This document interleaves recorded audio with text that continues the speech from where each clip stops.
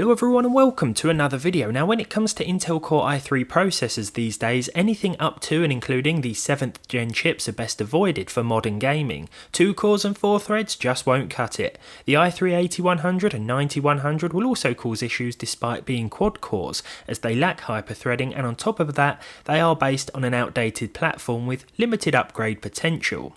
The 10100 was the real turning point for Intel's entry-level i-series CPUs.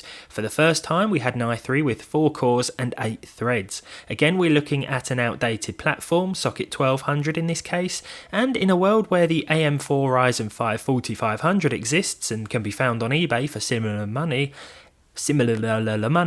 Intel's offering immediately sounds less tempting. If you want an i3 in 2025, then I'd be looking at the 12th gen lineup at a minimum, to be completely honest, unless you mainly play games that are a few years old. Whether it's the i3 12100, 12300, 13100, 14100 or their F counterparts, it doesn't really matter, as they will all perform within a few frames of each other in games. I have the 12300 here, but based on pricing and availability and what I've just said, I'd just get the 12100F and be done with it. Actually, you know what I'd really do? Buy a used Ryzen 5 5600 instead, or i5 12400F. That's the reason this video isn't called Should You Buy an i3 in 2025? Instead, if I've remembered, it's actually called What It's Like to Use an i3 for Gaming in 2025. So what is it like? Well, I've lined up a handful of modern games and now we're going to find out. I've paired my i3 12300 with a Radeon 9060 XT 16GB and tested the following titles at 1080p. Now the 9060 XT is as high as I'd go in terms of a pairing for any 12th gen or higher i3 processor. More powerful graphics cards will just be wasted because the CPU is the limiting factor most of the time, but that said, the GPU bottleneck wasn't as huge as I thought in some cases. I will have some comparative figures to an i5 12400F on screen as well, so that you can see what we're missing out on, though the i5 could probably handle a faster card, and therefore it's the percentile lows representing consistency which are probably more important to keep in mind here. So let's get started with the newly released Borderlands 4. Now this has been a bit of a mixed bag in terms of performance, but from what I've seen it does seem to have got some improvements via patches lately. At least that seems to be the case on my hardware. There seems to be less stuttering here and there. Now the footage may look a bit lumpy and bumpy. That's because I was recording with OBS, and when my CPU utilization was like hitting 100% every so often, which it seems to do with an i3, I think this caused some issues with the recording, and it also recorded at like 100 MBS rather than 30. So yeah, it's no surprise this took its toll on the system. Any stutters and drops that you're picking up on screen in the video weren't really present in the game. There were a few dips and drops, as you'll see by those percentile lows, but it wasn't a consistent sort of lag fest, which I fear it may appear to be in the footage. But overall we saw 64 frames per second. You can see that the CPU is indeed the limiting factor, although the GPU is still hitting 90 to 100% utilization, which is quite a surprise. The 1% low was 26 and the 0.1% low was 12. Not bad overall when we take the average into consideration, but when also looking at those comparative i5 results, we can see that that hit 71 frames per second and the percentile lows were much improved, 58 and 49. I don't think this is a bad first result at all for the i3, so let's move on to our second title. Next up we have Oblivion Remastered at 1080p with a high preset and TAA enabled. Now there were a few little dips and drops here and there that you can probably pick up on screen, but this isn't too uncommon for Oblivion Remastered anyway. As you can see, the GPU is still hitting at least 90% utilization, but there will be some dips to 80-85%. It's not the worst pairing in the world, you know. This is why I was saying I wouldn't go any higher than a 9060 XT 16GB, because although you can still squeeze decent performance from the graphics card, the i3 is going to be a limitation in a lot of cases. Here, however, the average was 77, the 1% low was 28, and the 0.1% low was 13. This is not the worst result that I've seen from Oblivion. I have experienced worse with other hardware. So the 4-core, 8-thread, 12300 is doing okay. I believe this one has an all-core clock or turbo of 4.2 2, or it seems to have, judging by the CPU clock on screen here. Now I'm not using the stock cooler, rather it's a slightly larger Intel cooler that I paid £10 for. If I've remembered to, then I'll insert what that cooler looks like on screen right now. Yeah, I paid like £10 from Scan here in the UK, and it just does a slightly better job of keeping quiet for starters and keeping my i3 and i5 cool. Speaking of which, if we look at the i5 results, about 10 frames per second better on average, with again improved percentile lows, and this is probably similar to what you'll see from a Ryzen 5 5600 as well. The extra cores and threads really help. Now, Doom the Dark Ages seems to be a more GPU intensive title. We're looking at around 94 to 99% utilization for the 9060 XT, and if we look at the figures, I don't think they're really any different here. We're looking at 80 frames per second for both the i3 and i5.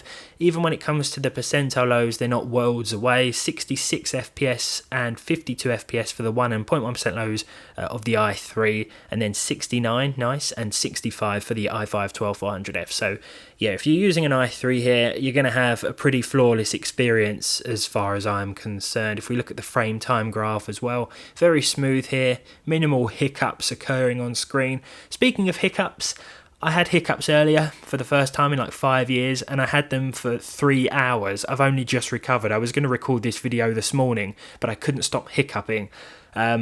Hopefully it doesn't come back. But yeah, not sure what happened there. It was like my body was making up for lost time, and I just hiccuped like all morning. I thought, what if I never stop hiccuping again? What would happen? That would be terrifying. I'm really getting distracted. Doom the Dark Ages runs great on the i3.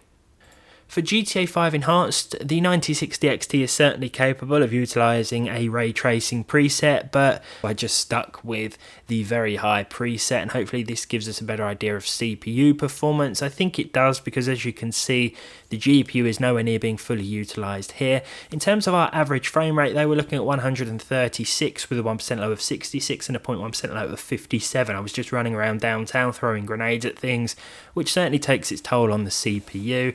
When we look at the comparative results, the i5 hit 143, a 1% low of 68 and a 0.1% low of 61, so really not worlds away yet again.